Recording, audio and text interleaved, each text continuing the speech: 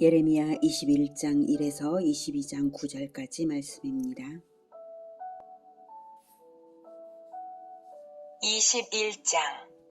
여호와께로부터 예레미야에게 말씀이 임하니라. 시드기야 왕이 말기야의 아들 바스훌과 제사장 마아세야의 아들 스바냐를 예레미야에게 보내니라.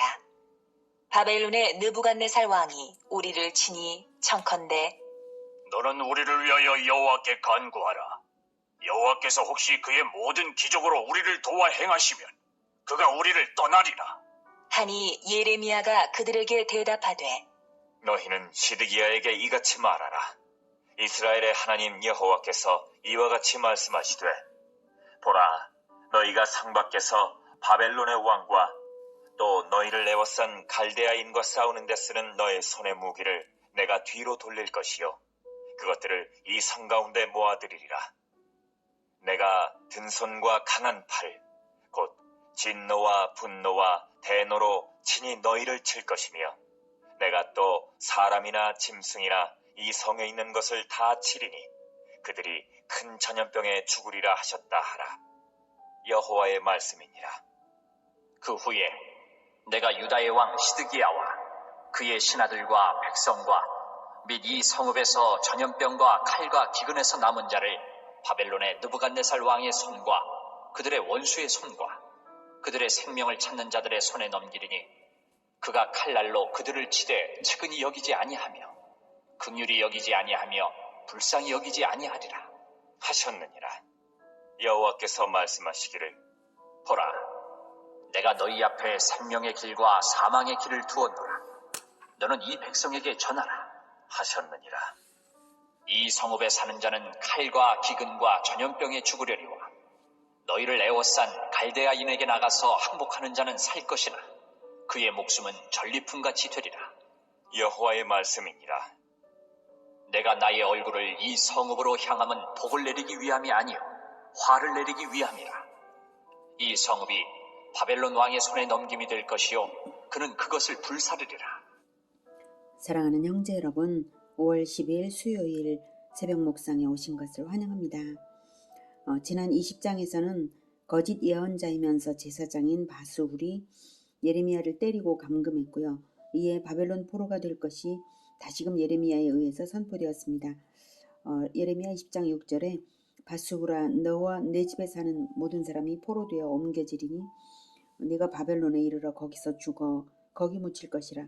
너와 너의 거짓 예언을 들은 내 모든 친구도 그와 같으리라 하셨느니라. 이렇게 유다를 거짓으로 인도한 바스훌 및 지도자들이 유다 멸망과 함께 바벨론에 잡혀서 포로 인생을 거기서 마감할 것이라고 하셨습니다. 오늘은 예레미야의 제9설교가 시작되는 21장인데요. 예레미야서는 편집 원칙이 시간 순서대로가 아니라 주제별로 되어 있습니다. 21장 1절에서 23장 8절까지 이어지는 제9설교는 주제별 배열 방법대로 유다 왕가와 유다 왕들에 대해 예언한 것 여러 가지를 모아놓은 것입니다. 그래서 제9설교를 다시 세 부분으로 나누었을 때 방금 읽은 10절까지가 첫째 부분이 되고요. 그 다음 둘째, 셋째 부분이 있습니다. 이 말씀을 드리는 이유는 첫째 부분이 시기적으로는 둘째와 셋째 부분보다 가장 나중에 일어난 일이거든요. 그래서 혼란을 방지하고자 먼저 말씀을 드립니다. 오늘 본문 10절까지는 바벨론의 제3차 침입을 제3차 침입을 받아서 위기에 처한 시드기야 왕이 예레미야에게 기도를 요청한 사실과 이에 대한 답변으로 유다의 멸망 및 시드기야의 비극적 최후를 예언하고 백성들을 향하여 바벨론에 항복하라고 촉구한 것입니다. 1절 여호와께로부터 예레미야에게 말씀이 임하니라. 시드기야 왕이 말기야의 아들 바스훌과 제사장 마아세야의 아들 스바냐를 예레미야에게 보내니라. 시드기야 왕은 유다의 마지막 왕입니다. 요시야 왕의 아들이고요.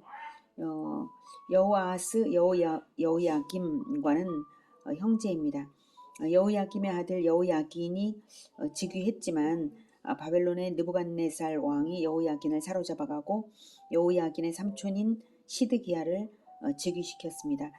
그러니까 순서가 요시야 다음 여호아하스, 여호야김, 여호야긴, 시드기야 이렇게 되죠.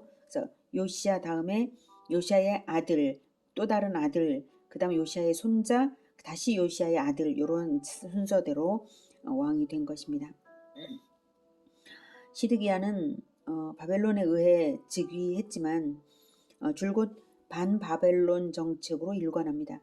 그래서 주전 594년경에는 에돔, 모압, 암몬, 두로, 시돈과 반바벨론 동맹을 맺었는데요. 이로 인해서 바벨론에 소환을 당하게 됩니다. 그 후 예루살렘으로 귀환한 시드기야는 애굽과 협정을 체결한 후 반란을 일으킨 것으로 추정이 됩니다. 이로 인해서 유다는 바벨론 느부갓네살 군대의 침입을 받아서 거의 파산 지경에 이르게 되지만 애굽 군대의 구원병으로 인해 잠시 위기에서 모면됩니다. 본장은 바로 이러한 역사적 사실을 배경으로 합니다. 그런데 시드기야는 이미 애굽과 동맹을 맺고 반란을 일으킨 것 자체가 예레미야를 통해 애굽과 동맹을 맺지 말라는 하나님의 명령이 있었는데 그 명령을 어긴 것이죠. 한편 이제 이 말기야의 아들 1절에 말기야의 아들 바술 이름이 똑같죠? 근데 20장에 나온 임멜의 아들 바술과는 동명이인입니다. 2절 바벨론의 느부갓네살 왕이 우리를 치니 청컨대 너는 우리를 위하여 여호와께 간구하라. 여호와께서 혹시 그의 모든 기적으로 우리를 도와 행하시면 그가 우리를 떠나리라. 이렇게 시드기야가 말을 전했는데요. 평소 예레미야의 심판 경고를 믿지 않던 시드기야였지만 바벨론 군대의 침공을 받아서 별다른 대책이 없게 되자 어떻게든 위기를 모면하기 위해서 사자를 보낸 것이죠. 3절 예레미야가 그들에게 대답하되 너희는 시드기야에게 이같이 말하라. 이스라엘의 하나님 여호와께서 이와 같이 말씀하시되 보라 너희가 성 밖에서 바벨론의 왕과 또 너희를 애워싼 갈대아인과 싸우는데 쓰는 너희 손의 무기를 내가 뒤로 돌릴 것이요 그것들을 성 가운데 모아들이리라. 여기서 그것들을 이 성 가운데 모아들이리라는 말씀은 바벨론 군대를 성 안까지 점령하게 하시겠다는 것입니다. 성 밖에서 포위하고 있는 갈대아인 즉 바벨론 군대와 싸우다가 전세가 불리하여서 성 안으로 퇴각하게 될 때 결국 뒤따라 들어오는 바벨론 군대에게 점령된다는 것입니다. 그것이 하나님의 계획입니다. 시드기야 왕의 기대를 완전히 무너뜨리시면서 전쟁의 승패가 하나님의 섭리의 결과임을 그리고 하나님은 유다 편이 아니심을 분명히 보이고 계십니다. 또한 예레미야는 하나님의 말씀을 조금도 가감하지 않고 감히 전하는 담대한 모습입니다.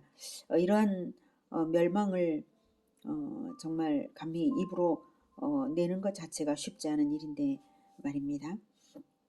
5절 내가 든 손과 강한 팔 곧 진노와 분노와 대노로 친히 너희를 칠 것이며 내가 또 사람이나 짐승이나 이성에 있는 것을 다 치리니 그들이 큰 전염병에 죽으리라 하셨다라. 네, 바벨론 군대의 칼에 죽지 않고 살아남는다 해도 전염병으로 죽으리라는 것입니다. 하나님께서 내리시는 심판임을 너무나 분명하게 보여주시겠다는 것이죠.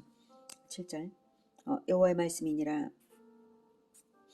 그 후에 내가 유다의 왕 시드기야와 그의 신하들과 백성과 및 이 성읍에서 전염병과 칼과 기근에서 남은 자를 바벨론의 느부갓네살 왕의 손과 그들의 원수의 손과 그들의 생명을 찾는 자들의 손에 넘기리니 그가 칼날로 그들을 치되 측은히 여기지 아니하며 긍휼히 여기지 아니하며 불쌍히 여기지 아니하리라 하셨느니라.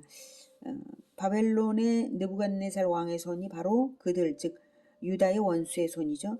그리고 그들의 생명을 찾는 자 유다의 생명을 찾는 자들의 손 동일한 것을 이렇게 3번 다른 표현으로 반복을 했습니다.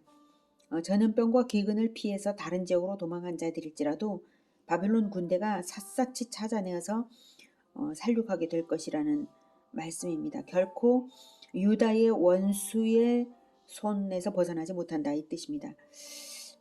아브라함에게 하나님께서는 너를 축복하는 자를 내가 축복하고 너를 미워하는 자를 내가 미워한다고 말씀을 하셨는데요.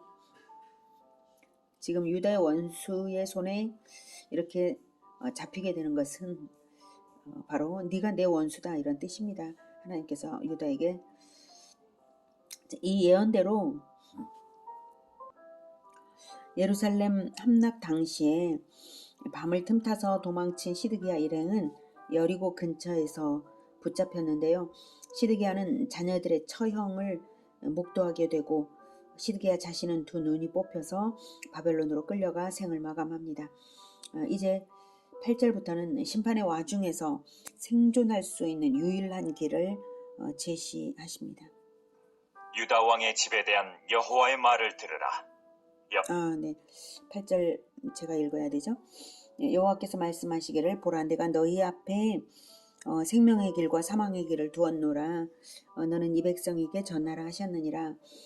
이 성읍에 사는 자는 칼과 기근과 전염병에 죽으려니와 너희를 애워싼 갈대아인에게 나가서 항복하는 자는 살 것이나 그의 목숨은 전리품같이 되리라. 네. 내가 너희 앞에 생명의 길과 사망의 길을 두었노라. 이것은 양단 간의 하나를 선택하라는 것이죠. 그리고 10절에서는 하나님의 얼굴이 재앙을 내리기 위해서 예루살렘을 향했다는 것입니다.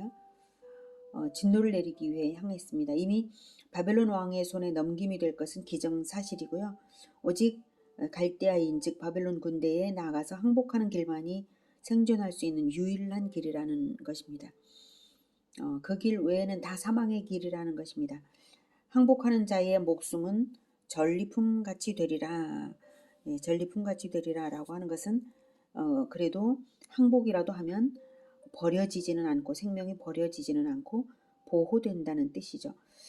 전리품을 버리지 않고 가져가는 것처럼 그래서 포로로서 생명을 유지하는 것을 말합니다.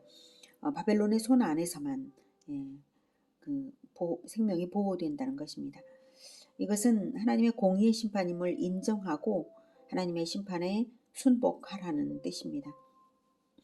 이러한 예레미야의 예언은 유다의 지도자들로 하여금 예레미야를 반역자로 몰아서 박해하는 명분이 되었습니다.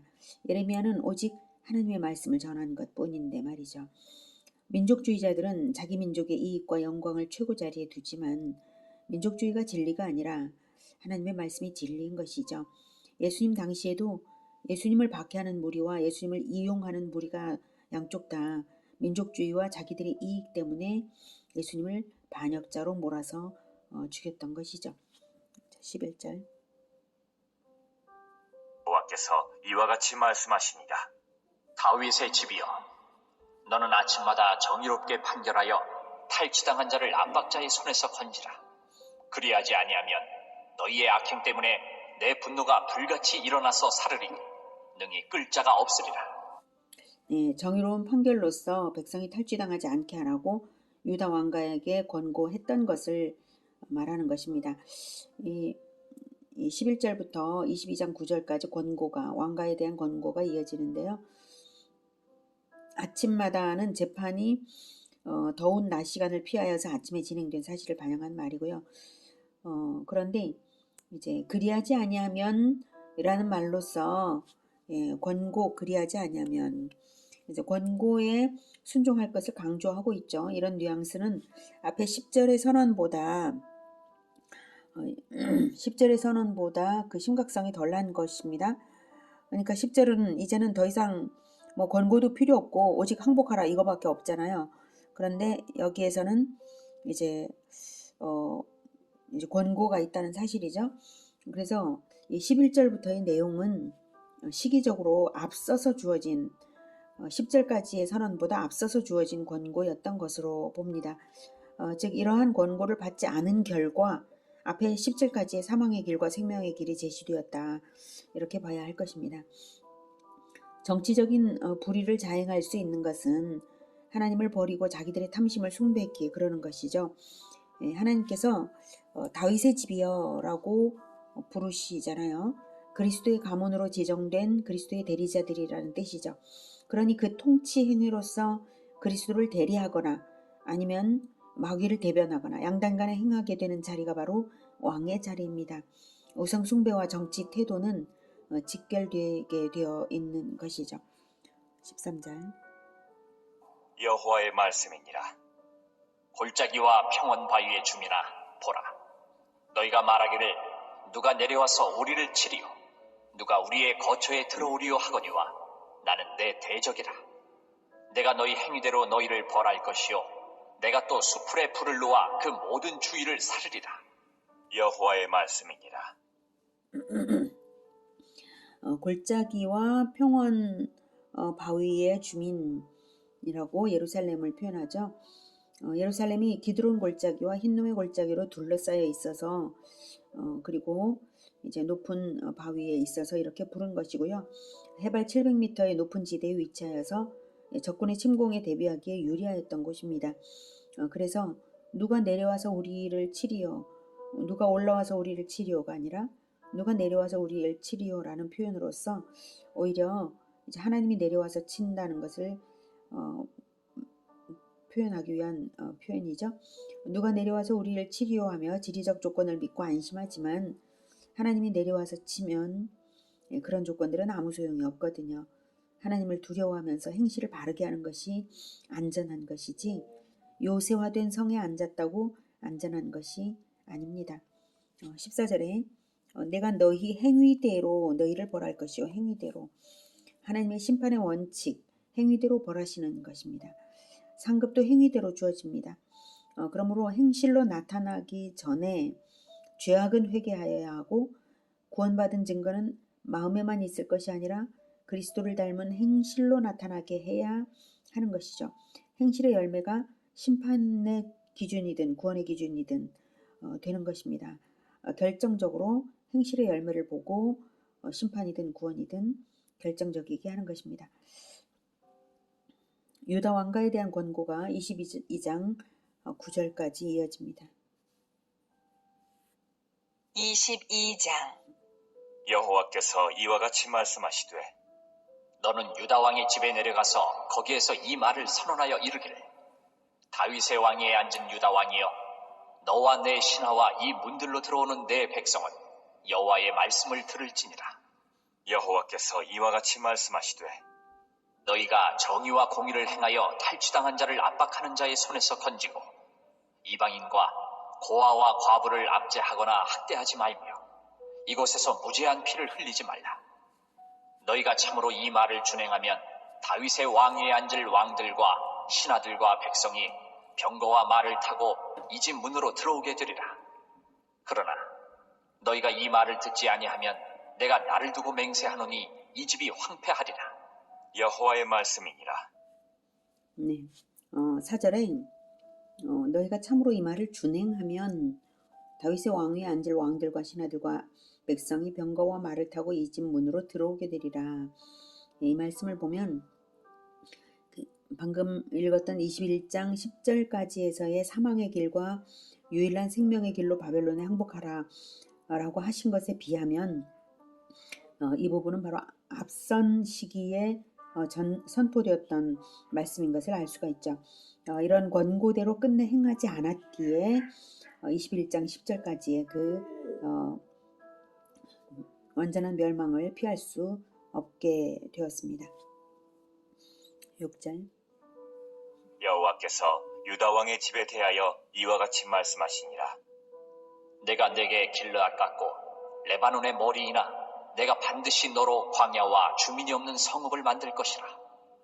내가 너를 파멸할 자를 준비하리니 그들이 각기 손에 무기를 가지고 내 아름다운 백향목을 찍어 불에 던지리라.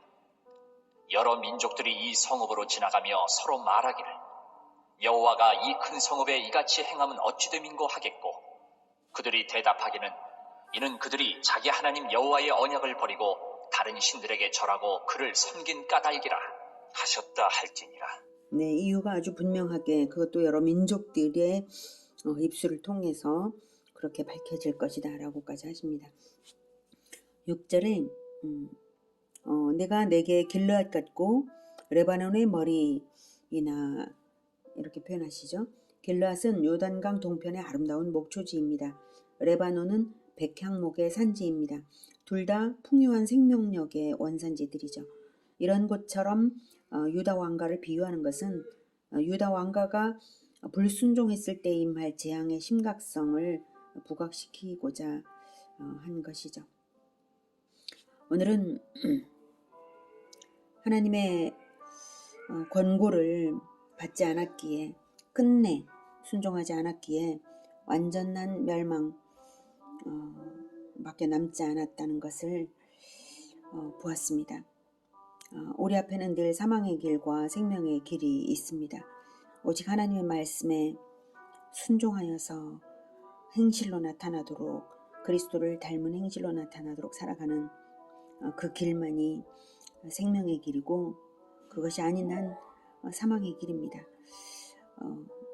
전쟁의 포화 앞에 있을 때라야만 생명의 길을 선택하는 것이 아니라 평화시부터 언제나 생명의 길만을 선택하는 우리가 되기를 기원합니다. 기도하겠습니다. 하나님, 우리에게 평강을 주시기 위하여서 예수님께서는 우리 대신 심판을 당하셨습니다. 부활하셔서 오실 때에 너에게 평강이 있을지어다 말씀하신 그 예수님의 마음, 늘 우리에게 평강이 있기를 원하시는 그 마음으로 우리 대신 십자가를 지셨으니 우리가 늘 평강의 길, 생명의 길 되는 그리스도만을 따르겠습니다. 주님, 우리를 도와주시옵소서. 오직 하나님께서 유다 왕가에게 권고하셨던 바로 그 길, 그러한 길만을 잘 갈 수 있도록 늘 우리를 성령으로 충만하게 하여 주시옵소서. 예수 그리스도 이름으로 기도드립니다. 아멘. 이어지는 시간은 개인 기도 시간입니다.